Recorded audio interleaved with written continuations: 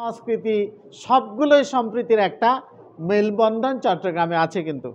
কারণ এখানে চট্টগ্রামে দেখবা মুসলিম আছে, চট্টগ্রামে হিন্দু আছে, বৌদ্ধ আছে, খ্রিস্টান আছে, এমনকি তোমার এগুলা কি বলে গুরু নানকের যে শিক্ষাটা, শিখ সম্প্রদায় যারা, তাদের যে শিক্ষাটা সেটাও কিন্তু চট্টগ্রামে আছে। কেন জানো?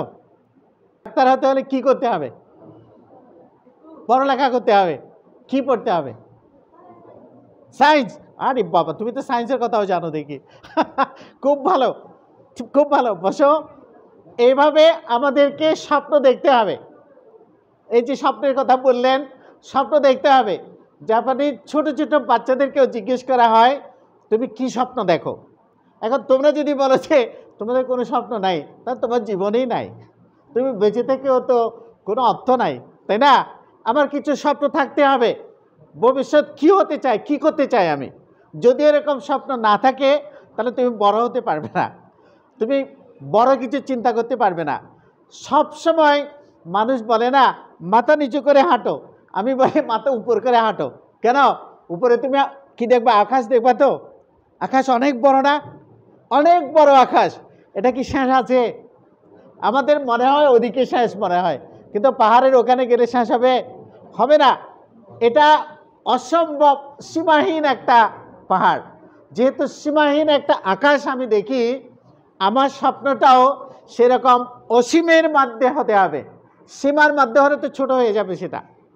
আমার স্বপ্নটা হবে অনেক বড়, এবং অনেক বড় স্বপ্ন যদি হয়, আমি তার কাছাকাছি অন্তত যেতে চেষ্টা করব তো, তাই না? আকাশ ছোঁয়ার জন্য আমি চেষ্টা করব না তো, ছুঁইতে তো পারবো না, কিন্তু কাছাকাছি যেতে তো পারবো মনে করি, তাই না? আজকে রকেট আবিষ্কৃত হয়েছে, তাই না? আকাশে যাচ্ছে, নৌযান আবৃত হয়েছে, অনেক বড় বড় সমুদ্র ক্রস করতেছে। সমুদ্রগুলো ছোট মনে হলেও ছোট নয়, অনেক বড়। সেই হিসেবে বলছি, আকাশ দেখো। কিছু মনের মধ্যে যখন কষ্ট আসে, দুঃখ আসে, আকাশ দেখো, অনেক বড়। এই ছোট ছোট সমস্যাগুলো যদি মনের মধ্যে রাখি, আমি কি বড় হতে পারবো? এগুলাই খেয়ে ফেলবে আমাকে। ছোট ছোট বিষয়গুলো আমাকে খেয়ে ফেলবে। এগুলা যাতে না খায়, বড় কিছু স্বপ্ন দেখো, বড় কিছু হওয়ার জন্য ভাবো। এটা যদি হয়, আমার মনে হয় তোমাদের জীবনটা অনেক বড় হবে। আমরা যারা এখানে আছি, আমাদেরকে দেখছো তোমরা, আমরা অনেক বড় হয়ে গেছি। আমরা বড় নয়, আমরাও ছোট, আমরাও এখনও ছোট। তোমাদের অনেক বুদ্ধি আছে, যে বুদ্ধিগুলো আমাদের নাই। যেমন এখন প্রধান উপদেষ্টা যিনি ডক্টর মোহাম্মদ ইউনূস, উনি বলেছেন আমার এই শিক্ষাটা আমি লেখাপড়া করে পারি নাই। কে দিয়েছে? আমাকে জোবরা গ্রামের মানুষেরা দিয়েছে।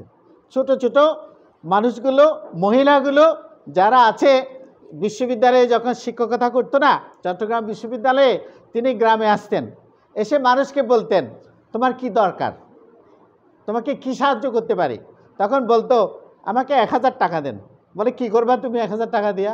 বলে 1000 টাকা দিয়া আমি লাই বানাবো, আমি ঝাড়ু বানাবো, আমি খুলা বানাবো। তো বানিয়ে কি করবা?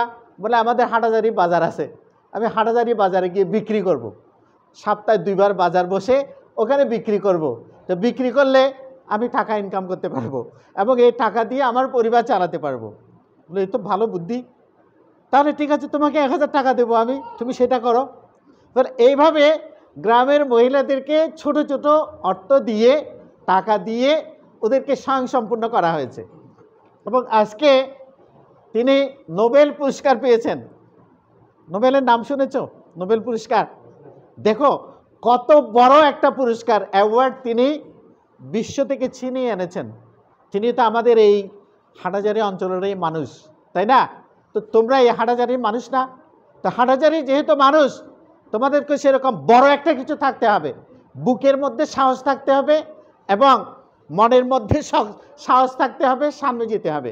এটা যদি করা হয়, আমার মনে হয় তোমরা অনেক অনেক কিছু করতে পারবে ভবিষ্যতে। এই কারণেই বলছি, গ্রামের মানুষগুলো শিক্ষা না থাকতে পারে, তাদের মন আছে, তাদের মন আছে, তাদের হৃদয় আছে, আছে বলেই তারা অনেক কিছু করতে পারতেছে, এবং গ্রাম স্বয়ংসম্পূর্ণ হচ্ছে। তোমাদের স্কুলটাও, আমরা তো একটা বিল্ডিং পেয়েছি, তাই না? এত বড় একটা বিল্ডিং পেয়েছি। জোবরা স্কুলের কথা যারা বললেন, আমাদের স্যাররা যারা বললেন, জোবরা স্কুলে আমরা যখন পড়েছি এটা তো কি বলে টিনের একটা স্কুল ছিল, ঠিকমতো বসার জায়গাও ছিল না, তাই না? কিন্তু এখন কি হয়েছে স্কুলটা। তো তোমরা তো সেই তুলনায় জন্ম থেকে একটা বিল্ডিং পাচ্ছ, ভালো মতো বসার জায়গা পাচ্ছ। আমরা তো চেয়ারও পাই নাই, টেবিলও পাই নাই বসার জন্য, কত গাদাগাড়ি করে বসতে হয়েছে আমাদেরকে। তো এখন তো সেটা নাই, এখানে সব কিছু আছে।